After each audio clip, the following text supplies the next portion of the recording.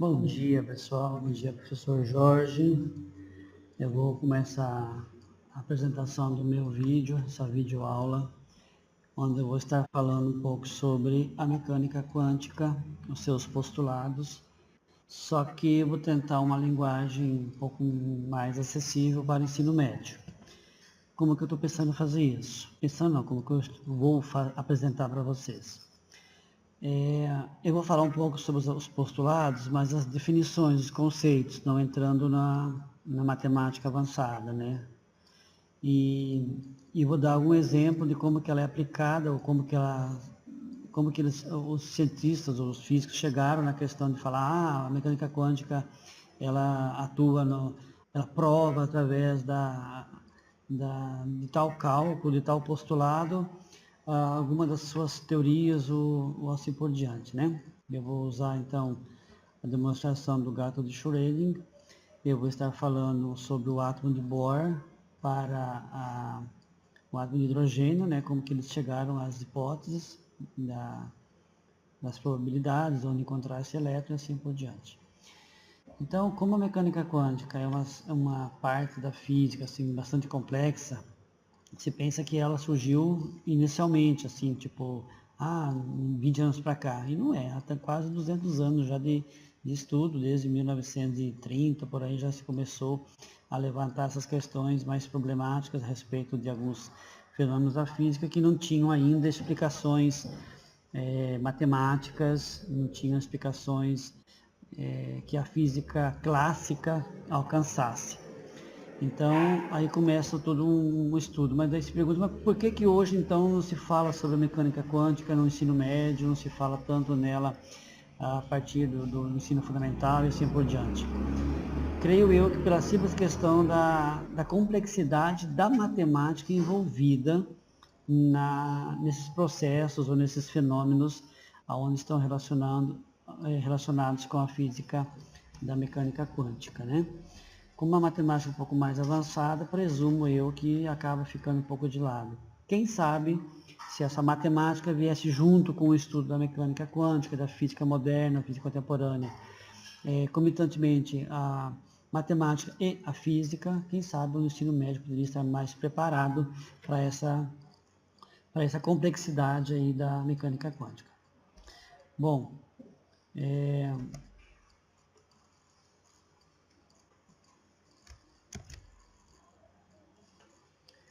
então eu vou procurar falar um pouco sobre o que é essa mecânica quântica, as características que diferenciam um pouco quando eu falo em mecânica quântica e mecânica da física clássica, né? Mecânica clássica, o que diferencia uma da outra, por que a mecânica quântica prova alguma coisa que a clássica não conseguiu provar. E eu vou falar, como já falei, né, brevemente sobre seus postulados. Bom, então a mecânica quântica, ela é uma parte da física moderna, né? E o que diferencia ela da física clássica é que ela vai trabalhar, ou vai estudar, ou vai interpretar esses fenômenos no mundo quântico, quer dizer, algo muito, muito, muito pequeno. Só que sem esse comportamento, eles muitas vezes, se pegar como por exemplo o elétron, eles se tornam imprecisos, quer dizer, eles não se comportam da mesma forma cada vez que eu fizer uma leitura deles, ou cada vez que eu fizer uma experiência voltada a ele. Se eu punhar em laboratório um elétron, toda vez que eu for lá e fazer um estudo sobre esses elétrons, sobre o comportamento dele, ele vai ter uma certa característica ou ele vai ter um comportamento diferenciado. Então, o que relaciona essas dimensões são os efeitos das impossibilidades de conhecer com infinita acuidade e ao mesmo tempo a posição e a velocidade de uma partícula. Enquanto que na física clássica nós conseguimos definir certinho, ó, essa partícula, esse corpo vai estar nesse local, nesse momento, nesse tempo. Na mecânica quântica isso não é preciso. E já vai ter no primeiro postulado, que vai falar que você não consegue definir ao mesmo tempo a posição dessa partícula e o momento da partícula. Então já começa por aí essa incerteza envolvendo a mecânica quântica. Né? Vamos ver lá quando chegar na incerteza de Heisenberg e tal, que realmente faz sentido, né, quando estamos no mundo quântico, que não conseguimos colocar ao mesmo tempo, na mesma equação, vamos pensar assim, o momento e a posição da partícula. Então, a mecânica quântica ela vem para isso, ela vem para, ela consegue descrever esses movimentos no sistema, nos sistemas quânticos, nos efeitos quânticos, né?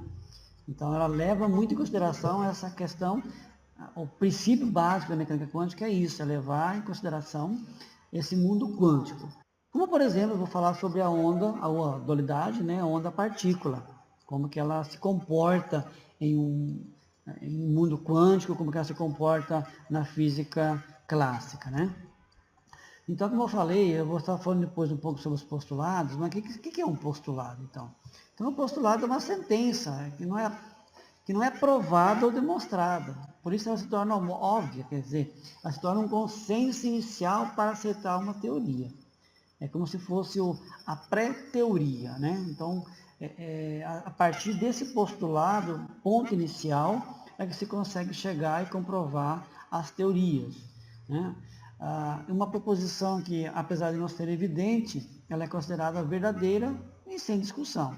Quer dizer, eu posso até discutir, mas tenho que provar que o contrário, provar que realmente ela não é aquilo que está sendo colocado ali. Então, nós vamos começar agora um pouco mais afinco na questão da física moderna, na física quântica, da mecânica quântica. Eu vou começar a falar um pouquinho sobre o princípio da incerteza, que é o que me deixa assim, muitos cientistas, muitas pessoas intrigadas na questão incerteza. Então, quer dizer que eu não posso provar realmente alguma coisa que eu queira provar. Sim, se eu pegar a física clássica, eu consigo provar muita coisa, né? Pego as leis de Newton, eu provo aí a questão da velocidade, do espaço percorrido, a massa, né? Força. Mas no mundo quântico não é bem assim que funciona. E eu vou mostrar isso através do princípio da incerteza. Onde ele afirma, por exemplo, Heisenberg afirma que não podemos saber ambos, né? A energia e a posição de um elétron. Igual eu falei, eu não posso saber aonde que ele se encontra e qual a posição que ele se encontra e o momento que ele se encontra. Portanto, à medida que aprendemos mais sobre a posição, nós vamos saber menos sobre a energia e vice-versa.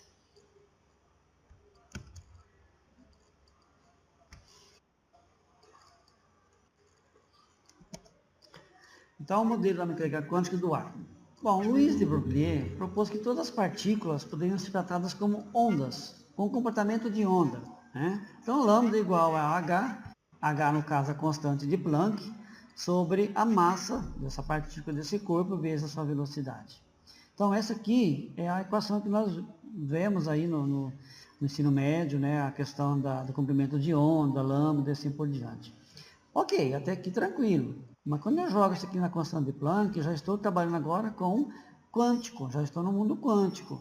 Que Planck coloca isso não mais no macro, mas sim no micro. Aí o Erwin Schrödinger propôs um modelo da mecânica quântica para o átomo, que trata dos elétrons como ondas. Olha só, na clássica, o elétron ele é uma partícula. Na mecânica quântica, ele vem já como uma forma de onda. Já comecei a modificar. Então, a equação de Schrödinger, ele vai falar que esse H, com um chapeuzinho, vezes o φ, ele é igual à energia de psi, desculpa. Por quê? Porque ele fala que, como eu não posso colocar os dois ao mesmo tempo, então ela pode ser resolvida para produzir uma série de funções de onda. Ó, funções de onda. Então, toda essa função aqui, ó, é o meu psi, como uma delas associada a uma energia de ligação do elétron, por exemplo. Então, qual a relação desse comprimento de onda? Já que estou falando, né, de comprimento de onda, agora o elétron já é vamos pensar ele como uma onda, ou um comportamento de onda. Como que ele pode estar associado a essa energia? Então, se eu estudar a energia do elétron, eu não vou conseguir colocar, por exemplo, qual a posição que ele está. Se eu pensar na posição do elétron num local qualquer, num poço, numa caixa, num buraco, eu não vou poder definir corretamente qual é a energia que está naquele instante ali naquele elétron. Então, isso aqui já são, assim, resumo do resumo, para tentar levar o aluno a pensar um pouco sobre a complexidade da física moderna. Então, se eu pegar agora o quadrado da função de onda, ó, lembra que isso aqui é a função de onda, que eu transformei em psi, né? Então esse psi significa tudo isso aqui. Essa função de onda ao quadrado, ela vai representar a probabilidade de se encontrar um elétron em uma determinada região dentro do átomo. Quando eu chegar lá agora no desenho, lá no esquema, vai ficar mais fácil para entender isso. Um orbital atômico, ele vai ser definido como uma região de um átomo que possui a localização provável do elétron em mais ou menos 90% do tempo. Quer dizer, olha só, eu não estou falando 100% aonde vai estar esse átomo, né? Onde que vai estar essa função de onda exatamente no átomo, mas tem uma probabilidade de chegar ao mais próximo de 90% desse tempo. Então, 90% do tempo ele vai se encontrar em tal região. 90%, eu não falei 100%, então não é algo exato. É as probabilidades, né, que chega na física moderna. E o princípio da incerteza de Heisenberg vai afirmar que não podemos saber ambos, a energia e a posição. Portanto, à medida que aprendemos mais sobre a posição do elétron, sabemos menos sobre a sua energia. E vice-versa, né? Quando eu sei uma coisa, mais eu saber menos a outra. Então aqui está o modelo atômico de Bohr, né? Seria um átomo, modelo de Bohr, para o átomo de hidrogênio. Então praticamente tudo é baseado no hidrogênio, por causa que só tem um elétron, né? Então fica um pouco mais fácil você entender como é que funciona a complexidade. Então aqui nós temos o núcleo, né, e os orbitais em torno desse núcleo. Nós sabemos que lá na química, nós vemos lá que pelo átomo de Bohr, então essas camadas elas vão receber uma certa quantidade de elétrons, né? No caso do hidrogênio, vão ser um elétron para cada camada e assim por diante. O que eles definem então é o seguinte, ó, quando eles fizeram essa medição do raio desse elétron, eles perceberam na mecânica quântica que quando você faz os cálculos da posição que poderia estar esse elétron nesse raio, vamos pensar aqui, não mais no raio, mas então em onde poderia estar em todo esse ambiente aqui do átomo, eles perceberam que o diâmetro da posição ele é maior do que 100%. Então, se eu falar assim, ó, qual a porcentagem de encontrar o elétron nessa posição? Eu vou mostrar para vocês, através do cálculo, que lá falei anteriormente, né, em torno de 90% de chance de encontrar ele aqui. 90%. Então, ele pode estar aqui, pode estar aqui, pode estar aqui e assim por diante. Por quê? Traçando o diâmetro desse raio, nós vamos ver que o diâmetro vai ser maior do que 2 vezes esse raio. Tá? Então, aí começa já a incerteza de Heisenberg.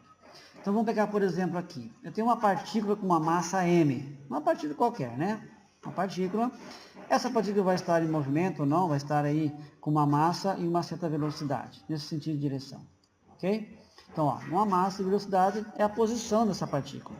O momento também vai ser uma equação praticamente igual, né? Momento também a massa vezes a velocidade. Mas lembra que eu falei que eu não consigo colocar momento e posição na mesma equação. Eu não consigo saber ambos ao mesmo tempo. Então, o princípio da incerteza diz que não podemos determinar a posição e o momento dela ao mesmo tempo. Mas por quê? Então, vamos lá. A incerteza. Então, esse nosso triângulo aqui vai ser nossa incerteza, ok? Que seriam as variações, a variação de incerteza, né? Então, a variação de incerteza para aqui no caso, a posição. Então, a incerteza da posição multiplicado pela incerteza da posição, né? Tem que ser maior ou igual a essa constante, a constante de Planck, que é dividido por 4 vezes o π, que é o que nós vimos anteriormente lá no desenho, né? 4π porque eu estou falando de circunferência, né? Então, circunferência tem que trabalhar com π. Então, onde? A incerteza, certo? A incerteza da posição multiplicado a incerteza do momento, tá? Então, a certeza da posição pela incerteza do momento tem que ser maior ou igual a essa constante. Vejam bem que essa constante de Planck é uma constante, é um número. 4π também é um número, então tudo isso aqui é uma constante, ok? Tudo aqui é uma constante. Colocando em miúdos. Então, nós temos que a variação dessa posição vezes a variação associada ao momento tem que ser maior ou igual a constante de Planck sobre 4π. Aqui nós temos o que então? Vamos fazer um exemplo. Se eu tenho a variação da posição, a variação do momento, maior ou igual, por exemplo, a essa constante 4. Vamos colocar aqui, para ser 4 tem que pegar os dois, 2 vezes 2 que vai dar 4. Onde que vai entrar a incerteza? Observe bem. Se eu quanto maior for aqui no caso, quanto maior for o... Opa, passei demais aqui. Uma barreira aqui, desculpa aí, tenho que voltar. Então vamos lá. A certeza associada à posição vezes a incerteza associada ao momento tem que ser maior ou igual a um número constante, certo? Ó, maior ou igual ao número constante. Então, maior ou igual. Então, vamos pegar aqui. Se a incerteza da posição for 2, a incerteza do momento for 2, então vai dar 4, ok? Agora, aqui eu estou diminuindo, tá? Estou diminuindo a posição, a incerteza da posição. O que acontece para mim manter esse número constante? Eu tenho que aumentar a incerteza do momento. Então, eu diminuo a posição, a incerteza da posição, eu aumento a incerteza do momento. Se eu diminuir para 1 a incerteza da posição, eu tenho que aumentar para 4 a incerteza do momento, para manter essa minha constante.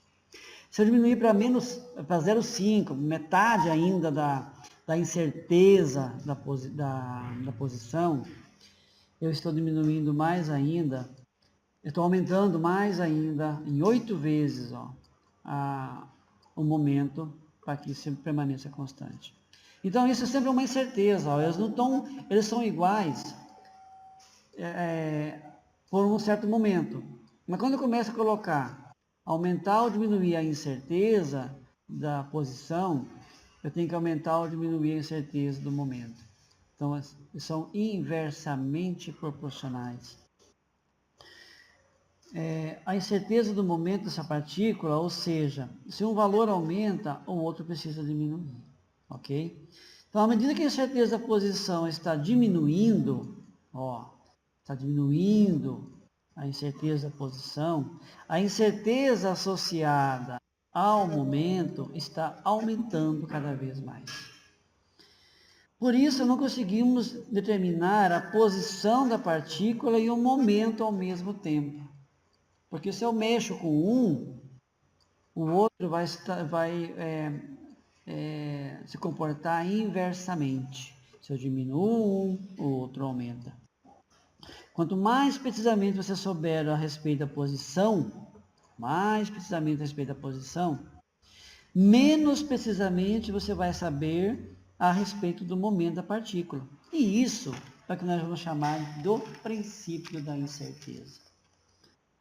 Vamos aplicar isso num átomo de Bohr, um exemplo, né? Que eu creio que para o ensino médio seria bem viável. Então, olha só. Nós temos aqui um átomo, né? O átomo de hidrogênio. Temos o raio, ok? O R1. Temos a velocidade desse átomo, ok? E com isso, então, nós temos aqui o R, o raio, 5 vezes 3 vezes 10 a menos 11 metros. Nós temos a velocidade desse raio, ou desse elétron, 2 vezes 2 vezes 10 elevado a 6 metros por segundo. E temos a massa. Eu não coloquei a massa aqui, desculpa aí, gente. A massa dele está aqui, tá? A massa 9 vezes 10 a menos 31 kg, ok? Então, isso são os dados iniciais que eu tenho. Isso aqui a mecânica clássica trabalha tranquilamente, sem problema nenhum, né? Mas, aí que está a questão. Vamos trabalhar com a incerteza, né? Então, incerteza. Então, como podemos determinar o momento do elétron? O momento é o P igual a M vezes V.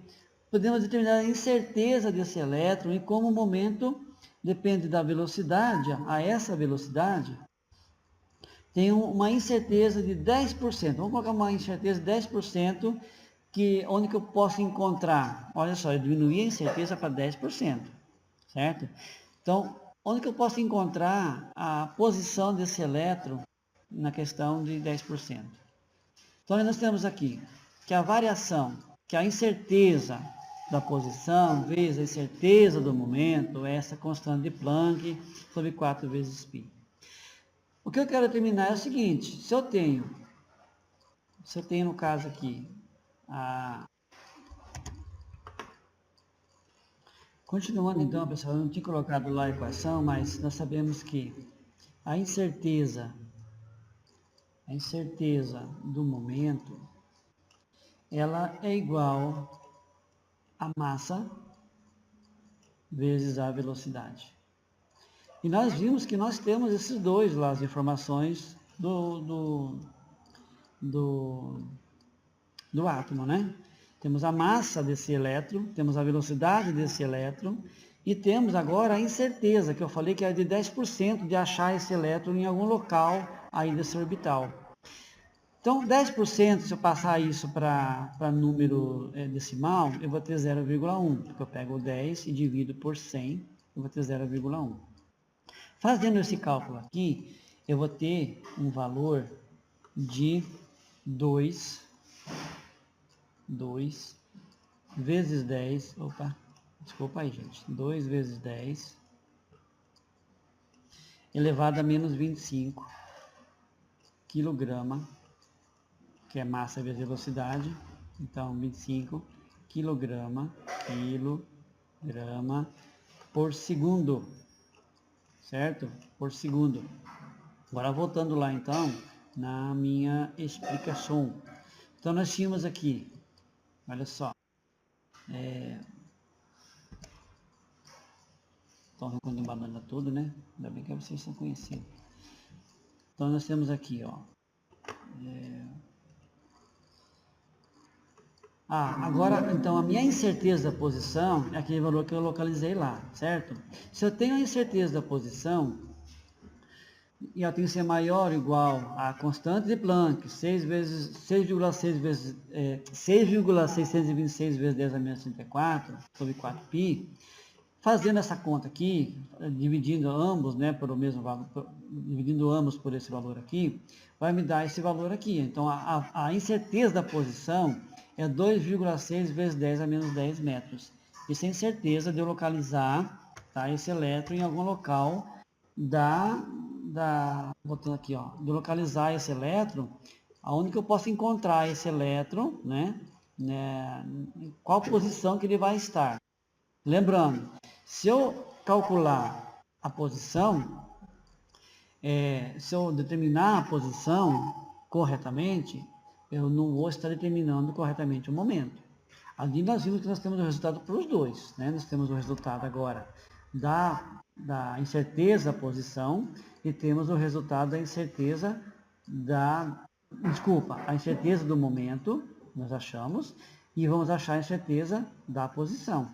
Então veja bem, quando eu jogo agora a incerteza da posição em cima desse meu modelo atômico, olha o que aconteceu da probabilidade. A incerteza associada à posição é maior do que o meu diâmetro. Olha que o diâmetro que nós temos lá que nós tínhamos aqui, ó, que é 2 vezes esse raio. O diâmetro é 1,06 vezes 10 a menos 10. A incerteza da posição é 2,6 vezes 10 a menos 10 metros. Quer dizer, é maior do que o próprio diâmetro do meu átomo. Então, a incerteza, está vendo? Ela aumentou a posição, associada à posição. do que eu tinha anteriormente. Isso que é a teoria da incerteza. Então, se eu pegar 10% apenas, hein? 10% de eu localizar em algum local esse meu elétron, vocês viram? 10%. E aumentou em quanto aqui? Ó? Dobrou praticamente a incerteza de eu localizar onde que vai estar, no caso, esse meu elétron. Então, aqui nós temos que, voltando ao átomo, o diâmetro do átomo era de 1,06 vezes 10 a menos 10 metros. A incerteza associada à posição do elétron é maior que o diâmetro desse átomo. Então, todo tamanho, é a reta vermelha no caso, né? Todo tamanho. E a incerteza associada à posição, que é o ΔX.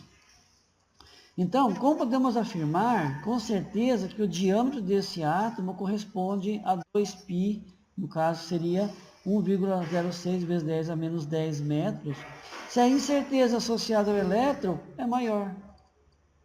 Vocês viram? Então, fica claro que o modelo do átomo de Bohr não é muito certo. Está dizendo que o elétron está orbitando em um certo raio e se move a uma certa velocidade. Apesar de determinar a velocidade certa do elétron, não podemos determinar com exatidão a posição precisa. Afinal, o princípio da incerteza diz que a posição do elétron, olha aqui, a posição do elétron é maior que o diâmetro do átomo de Bohr. Vocês viram que interessante? Isso que trata a física moderna. Ela vem nesse âmbito de falar que algumas coisas que a física clássica coloca para nós, elas não são bem como estão colocadas no mundo atômico, né? Na nano, no micro. Né? E essa é uma das razões porque o modelo de átomo de Bohr não está tão bem aceito. Afinal, o princípio da incerteza diz que o modelo atômico de Bohr não está continuado, não está certo, né? Não é bem como é colocado, mas ele ainda assim é aceito, é estudado, porque a química trabalha com ele, enfim, várias outras formas de nós vermos isso aí. Então, pessoal, podemos ver que na física, na mecânica quântica, os estados ligados com o elétron, né? Girando ao redor de um átomo, a energia não se troca de modo contínuo, mas sim de uma forma bem discreta, descontínua. E vamos ver então, no caso, as probabilidades de encontrar um elétron em certa região desse meu átomo e assim por diante, conforme vimos aqui. Agora, uma outra questão bem rapidão aqui, já passou meu tempo, é a questão da onda-partícula, né? Que são os efeitos fotoelétricos do postulado 4. A luz também foi pensada tanto para consistir de ondas, no caso Huygens, ou de partículas, Newton. Então, cada um deles tinha uma ideia de como colocar a luz, como que a luz se comportaria, ou como que a luz se comporta, ou qual seria a constituição da luz. Né? E esse fenômeno foi verificado não somente para partículas elementares, mas também para partículas compostas, no caso como moléculas. Então, a física clássica, ela vem com duas teorias, a natureza da luz visível e a teoria, no caso, a natureza da luz visível teria duas teorias. A teoria corpuscular de Isaac Newton e a ondulatória, já pegando como Christian Huygens, né, que era um holandês. Então, ambas as teorias satisfazem os fenômenos da reflexão e refração. Vamos pensar isso no macro, né? Mas não em micro, como vamos ver mais à frente. Então, enquanto que Newton propôs que a luz consistia em pequenas partículas, com o qual ele poderia facilmente explicar o fenômeno da reflexão, com muito mais dificuldade ele também poderia explicar a refração, mais dificuldade, através de uma lente. E a divisão da luz do Sol em arco-íris por um prisma. Beleza, no macro seria tranquilo.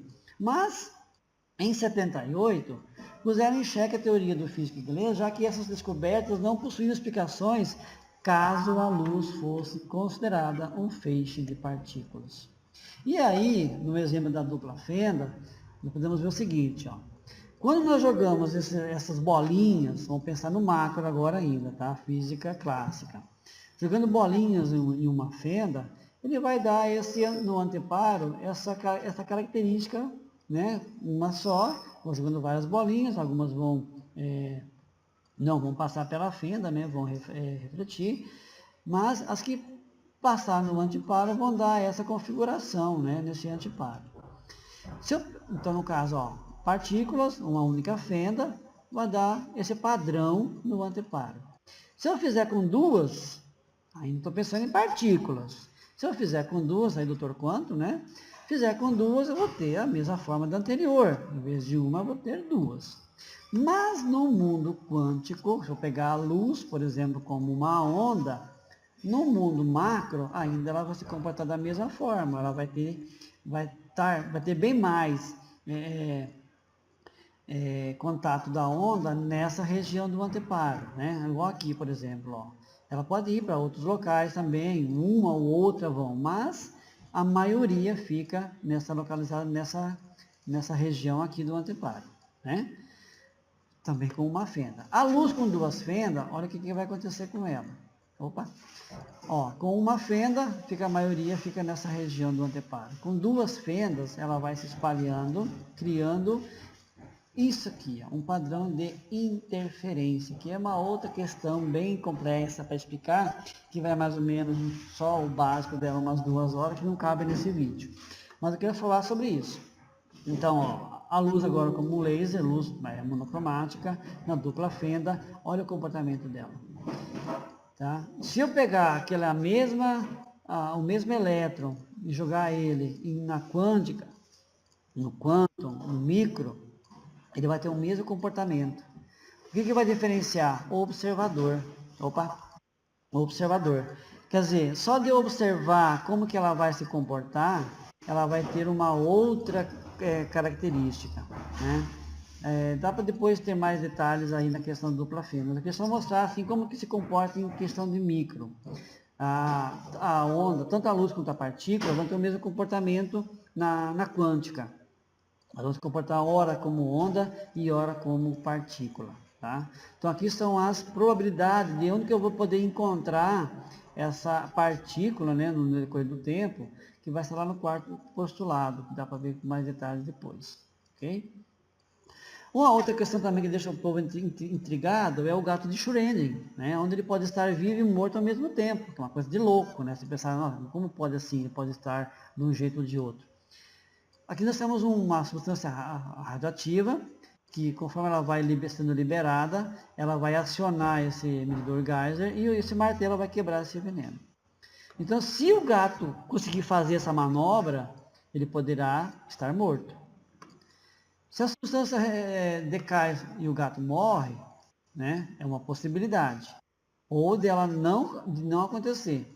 Então, e ainda pode acontecer uma terceira fase, que é a fase da sobreposição nos estados quânticos, aonde esse gato poderá estar vivo e morto ao mesmo tempo. Por quê?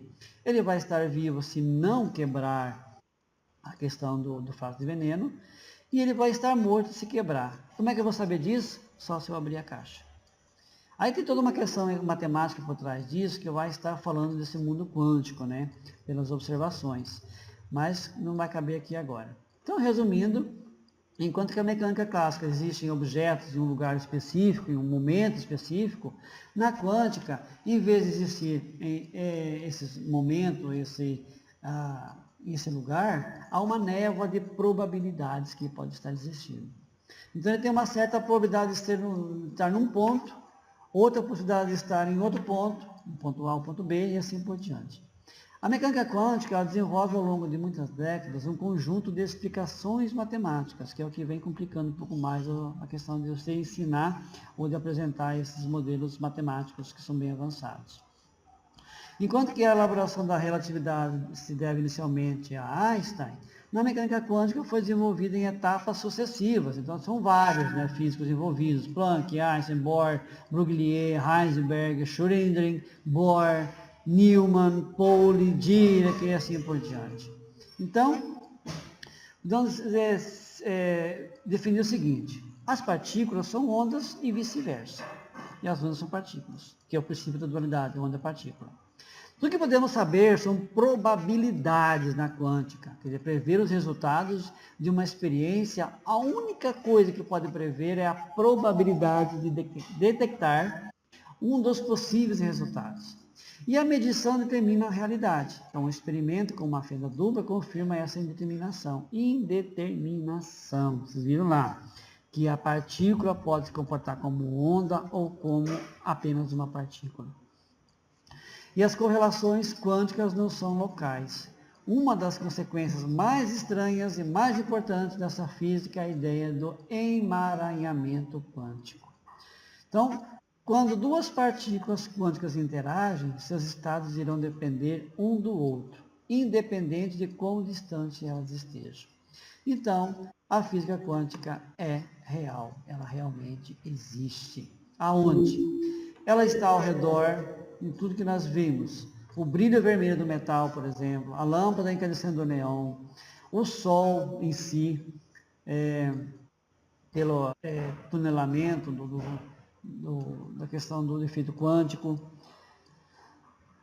pela capacidade do Sol de fundir, né, o hidrogênio em hélio, assim por diante. Nos computadores modernos temos a física quântica, nos chips de silício, nos transistores, elétrons, nos átomos que agem nesses transistores. As redes de comunicação modernas, como a internet, depende disso, os cabos de fibra óptica, o laser, né, os diodos, enfim. A física moderna quântica está aí sim, e sem ela nós não poderíamos ter toda essa infinidade de informações que nós temos. Bom, é muito complexo, é muita coisa para passar e eu vou parar por aqui, porque eu acho que já falei demais. Pessoal, era isso por enquanto e vejo vocês em sala de aula. Fui!